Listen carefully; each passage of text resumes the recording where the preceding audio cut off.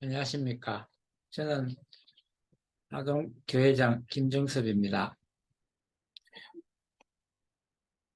인간의 모든 문제를 해결하기 위해서는 가장 먼저 찾아야 할 것이 하나님입니다.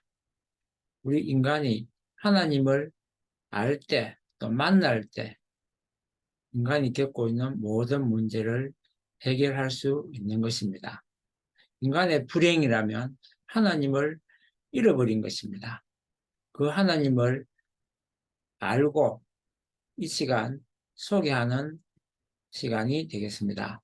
앞 시간에 존재물이 존재하기 위한 목적을 알기 위해서는 그 존재물을 만든 자의 제작 목적을 알아야 한다는 말씀을 드렸는데, 온 세상을 만든 분에 대해서 아는 것이 바로 우리의 모든 문제를 풀 수 있는 열쇠이기 때문입니다.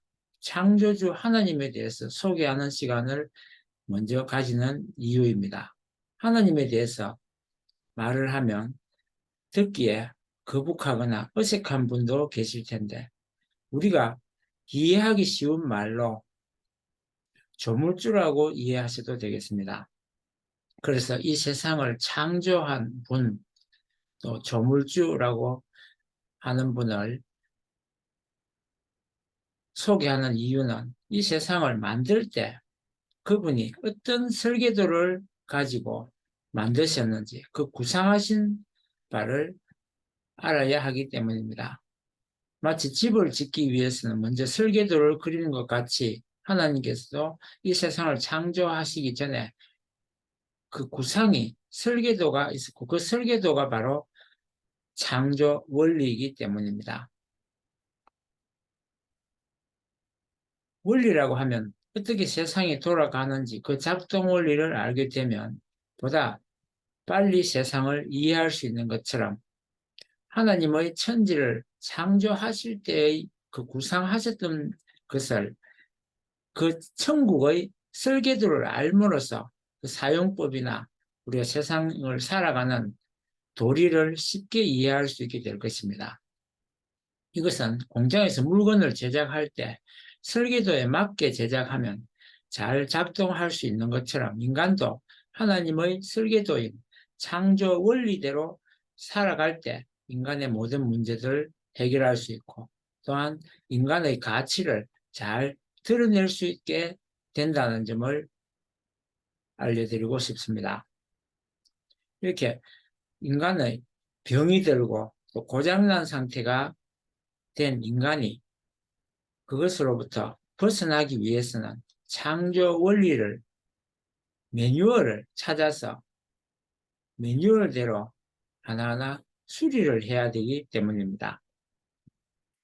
그래서 통일교회에서는 이 창조 원리를 귀한 원리로서, 진리로서 먼저 실천하고 또 받아들이고 세우려고 하는 것입니다. 우리가 알고 보면, 우리가 보고 듣고 알고 있는 모든 것은 이미 누군가에 의해서 다 되어진 사실입니다. 특히 인생과 우주의 근본 문제를 잘 풀기 위해서는 최고의 진리의 경지인 궁극의 원리를 알아야 하고, 우리가 살고 있는 세상은 결과적인 존재이기 때문에 이 결과적인 세상을 알기 위해서 그 원인적인 존재인 하나님을 알지 않고서는 이러한 문제들을 확실하게 풀 길이 없는 것입니다. 그래서 우리가 현재 결과적인 모든 문제를 풀기 위해서 원인적인 존재에 대해서 먼저 알아야 하는 것입니다.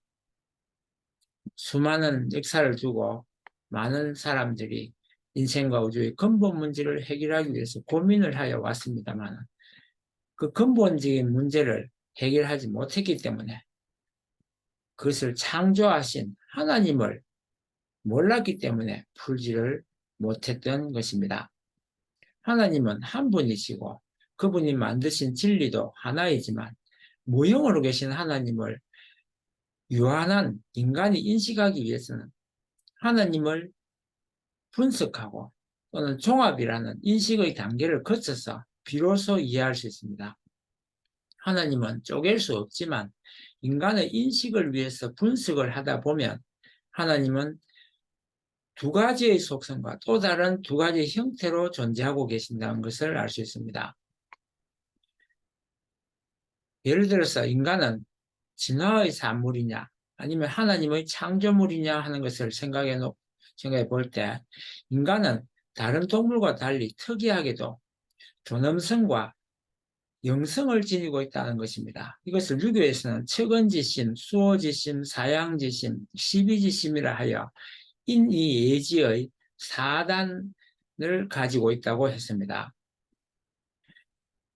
맹자에 나오는 것처럼 이 4단 인성에 있어서 4가지의 단서를 가지고 있는 인간은 늘 희생과 봉사를 기쁨으로 알고 또 남을 위하는 것을 자신의 희생하면서까지 할 수 있는 것입니다.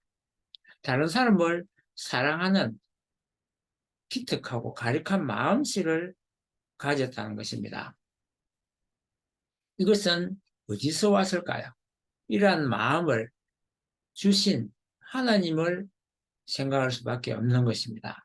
우리가 사람이라고 한다면 먼저 부끄러움을 알아야 되고 인격을 수양하고 그러고 나서 그 인격이 수양된 만큼 존경을 받을 수 있고 또 우리 속사람인 인품을 형성하는 것은 이 속사람이 그 영성을 완성해 나갈 때 가능한 것입니다. 그런 것을 척은지심, 수호지심, 사양지심이라고 표현한 것입니다.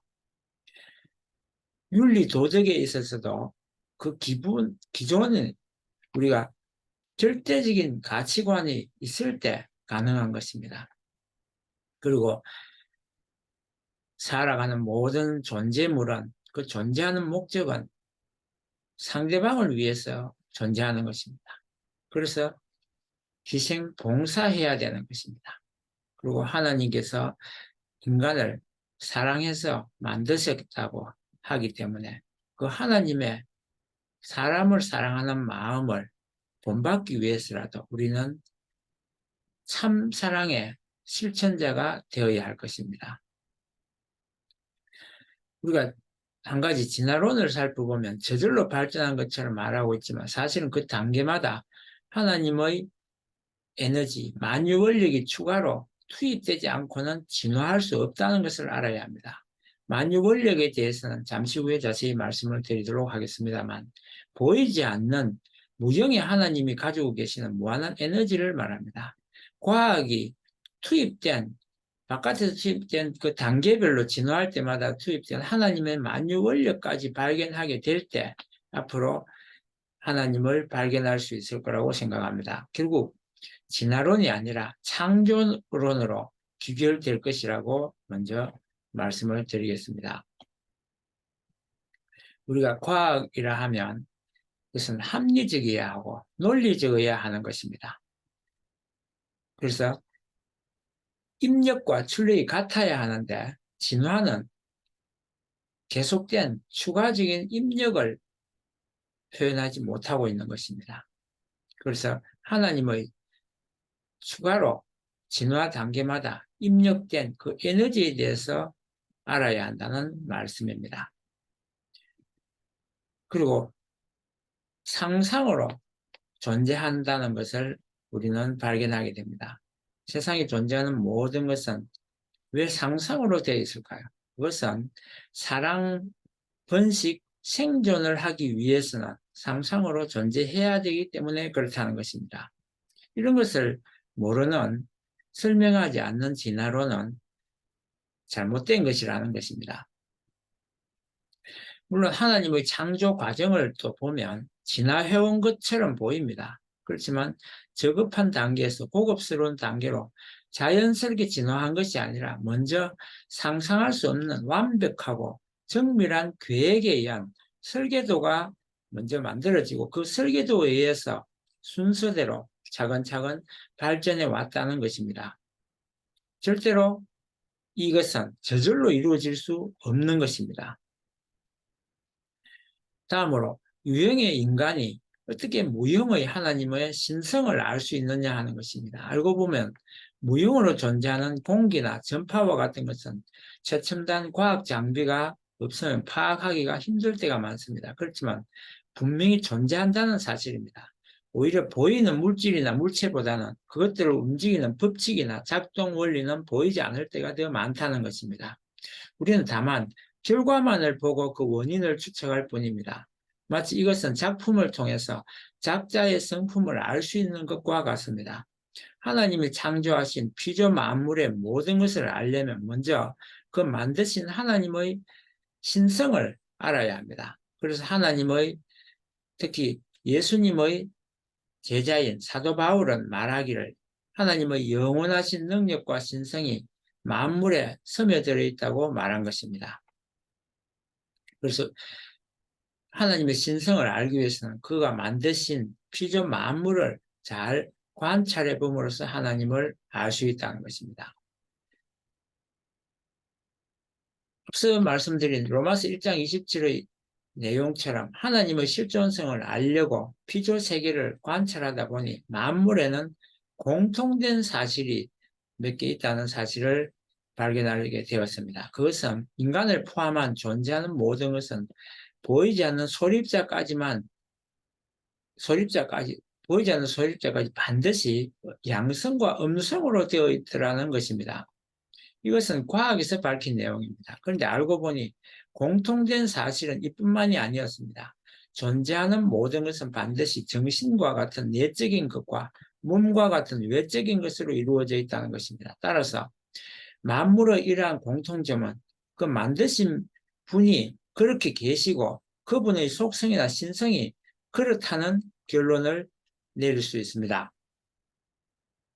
그래서 이러한 공통점을 통하여 하나님의 신성을 이 네 가지로 말씀드릴 수 있는 것입니다. 앞서 읽은 하나님을 아버지로 알고 있는 분도 많이 계시는데 하나님은 보이지 않는 정신과 같은 성질의 성상과 보이는 형상을 다 같이 가지고 계십니다. 이것을 만물이 가진 것과 구분하기 위해서 본이라는 말을 덧붙여서 본 성상과 본 형상을 가지신 분으로 인식하고자 하는 것입니다. 그리고 여기에 더하여 그 속성이 양성과 음성의 두 가지 속성을 같이 가지고 계십니다. 이것도 만물의 내용과 구분하기 위해서 본 양성과 본 음성의 속성을 가지고 계신다고 표현을 하는 것입니다. 그래서 창세기 1장 27절을 보면 하나님의 형상대로 사람을 창조하시되 남자와 여자를 창조하셨다고 기록하고 있는 것입니다. 이렇게 말씀드리면 하나님을 네 가지의 속성으로 이해하실 수도 있지만 본 양성과 본 음성은 본 성상과 본 형상의 속성이기 때문에 따로 구분하지 않습니다. 그래서 하나님은 이성 성상의 하나님이라고 말하는 것입니다. 이성 성상으로 말하는 이유는 하나님을 쪼갤 수 없지만 인간이 인식하기 위해서 분석해 보니까 이렇게 네 가지로 분리해 볼 수 있더라는 말입니다. 마치 빛은 한 가지지만 스펙트럼을 통해서 7가지로 나타나는 것과 같은 것입니다. 그래서 하나님은 이성성상의 하나님이라고 소개하는 것입니다. 이 성상과 형상의 관계는 그림에서 보는 것과 같이 성상은 보다 내적이고 원인적이며 주체적이고 종적입니다. 양성과 음성의 관계를 봐도 양성은 음성에 비해서 보다 내적이고 적극적입니다. 그러나 음성과 양성의 관계는 결정적인 것이 아니라 유동적이며 언제라도 그 위치가 바뀌게 됩니다. 지금까지 말씀드린 내용을 요약해보면 하나님은 본성상과 본형상의 이성성상의 중화적 통일체로 계시며 동시에 본성상과 본형상의 남성과 여성의 이성성상의 중화적 통일체로 계시기 때문에 하나님을 하늘 부모님이라고 불러야 맞다는 것입니다. 하늘 부모님께서는 남성격 주체로만 계시지 않고 여성격으로도 계십니다. 그래서 하늘 부모님을 닮도록 피조세계를 창조하셨고 인간을 그의 자녀로 창조하신 인간의 부모님이라는 것입니다. 그래서 하늘 부모님이라고 부르는 것입니다. 인간은 하나님의 자녀라는 이러한 사실을 모르면 인명을 경시하게 되는 것입니다. 하늘 부모님과 인간의 관계가 부모와 자녀의 관계로 알 때 하늘 부모님과 피조세계는 어떤 관계일까요? 하늘 부모님의 이성성상을 창조 원리에 의해 상징적으로 전개한 것이 만물이고 형상적으로 전개한 것이 인간입니다. 하늘 부모님은 설계자요, 피조세계는 설계도에 의해 만들어진 건축물의 관계입니다. 그래서 하늘 부모님은 성상이시고 내적이며 원인자이시고 주체이며 종적으로 창조주이시고 피조 만물은 하늘 부모님의 성상을 겉으로 닮은 형상이요 외적이며 결과적이고 행적인 입장에 있다는 것입니다. 그러면서도 제각각 특징들을 가지고 있어서 고유한 음색과 향기를 가지고 있습니다. 그 중에서 인간은 특히 사람마다 더욱 특색 있는 성격을 지니고 있어서 개성진리체라 말씀드리는 것입니다. 이 모든 피조세계의 존재물은 다른 존재물과 유기적으로 연결되어 있습니다. 마치 세포들이 신경망으로 연결되어 있는 것처럼 그냥 쳐다만 보아도 그 마음을 읽을 수 있다는 것입니다. 지금까지 말씀드린 하나님의 창조 원리를 일찍이 동양에서는 주역이나 대학에서 태극에서 음양이 나오고 다시 오행으로 이합집산을 하면서 만물이 생성되었다고 밝히고 있습니다. 서양에서 모두가 믿고 있는 성서 중에 요한복음 1장 1절에 기록된 것과 같이 창조 원리로 보면 하늘 부모님이 지니신 속성인 본 성상과 본 형상이 음성과 양성으로 분리되면서 피조물이 창조되었다는 말씀으로 이해할 수 있습니다. 거리나 시대적으로 멀리 떨어져 있었지만 비슷한 내용을 말하고 있는 사실을 발견하게 됩니다. 이것은 원래 하나님께서 창조하신 그 원리와 진리를 제각각 동양과 서양에서 계시적으로 깨달음을 받았기 때문에 이러한 일치가 나타난다는 것입니다. 하늘 부모님에 대해서 좀 더 말씀드리면 하늘 부모님께서는 정지이의 인간의 마음과 같은 차원이 높고 깊은 경지의 정지를 가지고 계시면서도 사랑하면서 기쁨을 느끼고자 하는 억제하기 힘든 정적인 충동심과 같은 마음을 가지고 계십니다. 그것을 심정이라 하는데 그 심정이 인간을 대하실 때 사랑으로 감싸 주시기 때문에 인간의 마음에도 그와 같은 심정이 깃들게 된 것입니다. 그런데 그만 하늘 부모님의 마음을 받아줄 수 없는 상태로 떨어진 인간을 또한 바라보시는 하늘 부모님의 한해 하나님, 서러우신 하나님, 불쌍한 하나님이 되시게 된 것입니다. 이것으로 하나님의 이성성상에 대해서 마치고 다음 시간에는 하나님의 에너지, 만유 원력과 그 에너지를 변화, 발전, 유지시키기 위해서 수수작용의 힘이 필요하다고 말씀을 드려야 될 것입니다. 감사합니다.